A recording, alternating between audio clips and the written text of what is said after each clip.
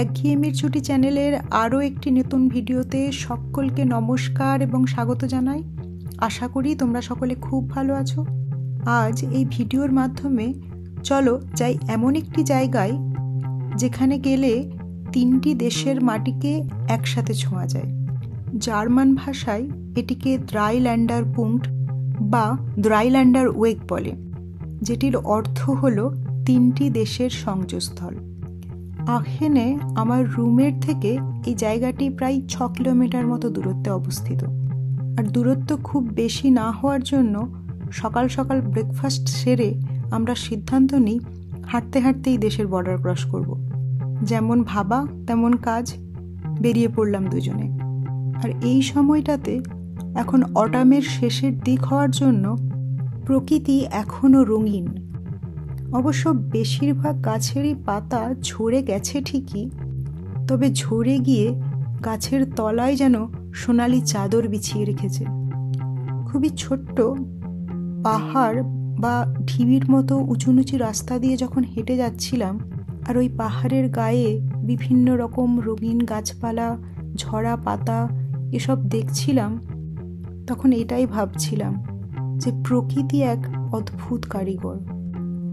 অপূর্ব সুন্দর তার শিল্পকার্য, যা শুধু মুগ্ধতা দেয়। শেষমেশ চারিদিকের সৌন্দর্য উপভোগ করতে করতে পৌঁছলাম সেই তিনটি দেশের সংযোগস্থলে, যেখানে জার্মানি, নেদারল্যান্ড এবং বেলজিয়াম এই তিনটি দেশ এক জায়গায় মিলিত হয়েছে। আর এই দেশগুলির মাঝখানে না আছে কোনো কাঁটাতারের বেড়া আর না আছে কোনো পাঁচিল। আর ওই জায়গায় যখন পৌঁছেছিলাম তখন এটা ভেবে অবাক লাগছিল যে আমি 1-2 পা হেঁটেই এক দেশ থেকে অন্য দেশে পৌঁছে যাচ্ছি। আর ওই পয়েন্টে আছে ছোট্ট একটি ওয়াচ টাওয়ার, যার উপরে উঠে 3 দিকের 3টি দেশের ভিউ দেখতে পাওয়া যায়। একদিকে জার্মানি, অন্যদিকে নেদারল্যান্ড আর আরেক দিকে বেলজিয়াম। আর আছে কিছু ছোটোখাটো রেস্টুরেন্ট।